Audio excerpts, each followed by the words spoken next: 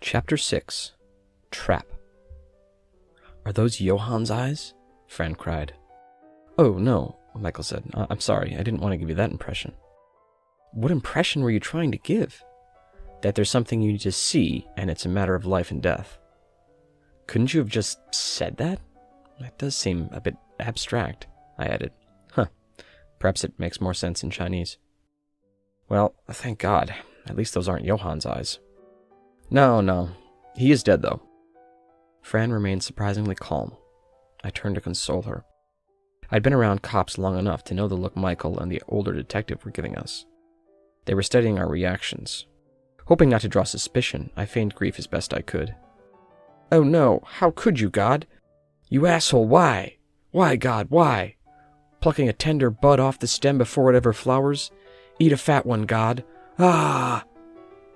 The act would be convincing enough for now. They separated Fran and me right there on the scene. I got in the van with Michael and the older detective, whose name I learned was Xian Fengdi. A traffic cop came by on a motorcycle and picked up Fran, along with 5 of the junior detectives. Our ride in the van was awkward, but thankfully short. The old detective said some things in Chinese. 我最近感觉老婆还有我. But it didn't seem like Michael was paying them much mind.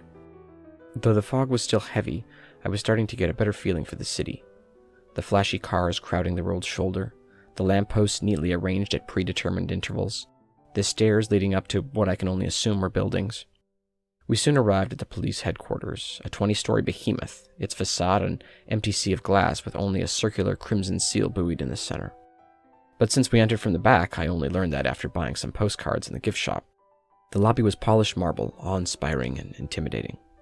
"Quite impressive," I said to Michael. "Yes, we don't process traffic violations here." "I bet. That's done in building D3, back and to the left." Not what I expected at all. No, don't get too excited.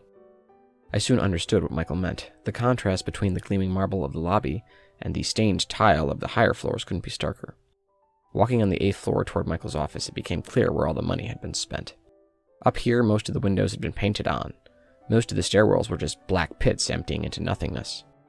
We entered Michael's office, though it didn't just belong to him. It was the office for his whole team, the Wuhan Homicide Investigation Bureau, Stabbing Subdivision. The office was smoky and cluttered with desks. A group of deputies were busy clicking away at their computers in the far corner, yelling things like "Kaiqiang" and "Baotou." We sat down at Michael's desk at the other end. "Where's Fran?" I started, driving the metaphorical lane, getting an idea of his footwork. Michael shrugged, shuffling his feet and staying in front of me. "I want a lawyer." My short-range jumper left my hand. "And I want a 5th season of Prison Break." The ball clanked off the rim. Michael had boxed me out and snagged the board. I explained to him about the 4th and 5th Amendments, but he seemed to think they didn't apply here. "Could you tell me more about your relationship with Fran Beauchamp?" "There's not much to tell. I haven't seen her in 13 years. "And yet you fly halfway across the world to see her?" "Yes." "Why?" "She invited me to this lovely city of yours." "And you flew over on nothing more than a whim?" "Well, I do have a bit of money. I mean, I was a 2-time NBA All-Star." "Yes, I heard about the deal you cut with those 2 visa officers at the airport." "Oh?" "It was foolish to throw that kind of money at young, impressionable kids. They ended up wasting it all away." "On what?" "Legal fees to bring a class action lawsuit against the government demanding better working conditions for visa officers." "I see. So you didn't have any other reason to come here?" "Well, say no more. She's quite striking, even at this age. Back when I was in college, my roommates and I used to beat off to her cooking show." Michael continued his questions. "So that's it?" "Well, she did seem in distress." "And what was the problem?" "I didn't know." "But you do now." "Yes, her husband called her 2 weeks ago and told her to come here ASAP." "Fairly convenient, don't you think? She suddenly appears in a new town, and her husband is murdered a few days later." "Fran wouldn't do that." "Maybe not by herself." Michael turned his computer screen to face me. He opened a video file containing surveillance footage. A text box then appeared saying the media player doesn't support the file format. I asked him what kind of file it was. He said it was MKV. I told him to download VLC. He downloaded the installer. I said to run the installer. The installer finished. I said to make it the default player for all video media file formats. He edited the preferences, and then the video started. "Where was this footage taken?" "At Wuhan University." Why is it so dark? I can't see anything. It took place at night. What's the point of this? You can't make out anyone's face. Well, there's sound, too. All of a sudden, I heard screams. Ow, ow, ow, ow, ow, ow, ow, ow, ow, ow. We watched the surveillance footage over lunch. Unfortunately, all they had was Sichuan double-cooked pork, steamed dumplings, spicy tofu, stir-fried eggs and mushrooms, garlic sautéed broccoli, honey-braised diced chicken, hot and sour fish, and a choice of coconut milk, watermelon juice, or beer. So I just had beer. I made do, taking the opportunity to get better acquainted with my surroundings. The drywall was peeling, the ceiling bruised by water leakage. It honestly seemed more like a chop shop than a police station, especially with the pictures of centerfolds spread eagle plastered everywhere. Why does it take so long to bleed to death? Just stab me again and end it. You know what I think? Michael said. Yeah. I think Fran hired the people in this video to kill her ex-husband, and then called you to help smuggle her out of the country. Why would she call me to do that? Your reputation precedes you, Mr. Anderkin. Fuck, why did I ask you to stab me again? Now it just hurts twice as much. An interesting idea, not one that will hold up to much scrutiny, however. We'll be the judge of that.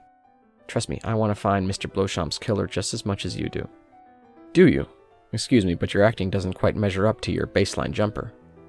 Since when are this building's exits closed for snow emergencies? I looked over at the photo frame on Michael's desk. The woman in the photo was his wife, I guessed.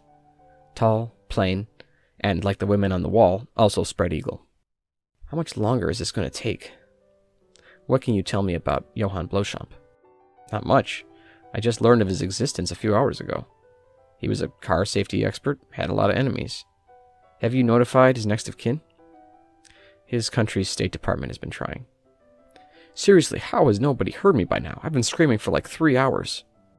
I really should get going. No, come, follow me. There's something I want you to see. Michael and I found our way to the roof of the building. Unfortunately, with the heavy fog, it was difficult to get a good view of the city. At the end of a long row of clotheslines, there was a small shed with a washing machine. Michael started a load of whites, and then I helped him hang the clean clothes on the lines outside. You guys do your laundry up here? No, this is where we hang the victim's clothes. I knew he wasn't kidding. The first shirt I hung was riddled with bullet holes. Others had blood stains and rips and tears. I found one set of clothes separated into a bottom half for legs and a top half for torso. I cringed. Poor bastard had been cut in half. Do you know where Fran Beauchamp had been this whole time? Ever since she got out of the public eye? She told me Wuxi. Did she tell you why she left Austria? You know she hasn't.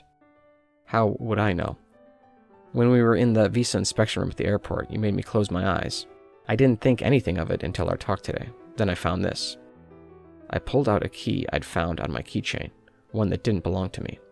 I'd been wondering all day why my left pocket felt 40 grams too heavy. Now I had my answer. You got me. Can't blame a guy for trying. Then you know we have nothing to do with this murder. So what are we still doing here? She's holding something back. I could tell from your talk in the coffee shop. You must deal with cases like this often. You know it too, whether or not you want to admit it. I finished hanging the clothes, which I found oddly fascinating. It seemed all of the victims had their feet dismembered, some just one foot. I worried Wuhan was perhaps too dangerous even for me. Michael finished his pile unfazed. There was blood found at the scene, about 12 or 13 quarts, mostly belonging to Mr. Beauchamp. Mostly? We still need to do new tests. Unfortunately, there's a backlog for blood work at our lab here. A DNA test could take 3, maybe 4 hours. What do you need to do a DNA test for? We can't be certain. But at the scene of the crime, there was a section of blood much more pinkish than that closer to the victim's body. The pink color seems to indicate it belonged to a child. I may not be an expert, but I've been involved with enough cases involving DNA testing to know that pink blood could come from another source. An albino, for example, or someone with a cold. Don't be ridiculous. The common cold hasn't existed in China for years, and... Michael's phone rang and he answered. He said something in Chinese. I tried my best to follow along. I understood the words for me, okay, and basketball star. I wondered who they were talking about. Michael closed the phone and smiled. Well, I think it's time we go have a talk with Mrs. Beauchamp.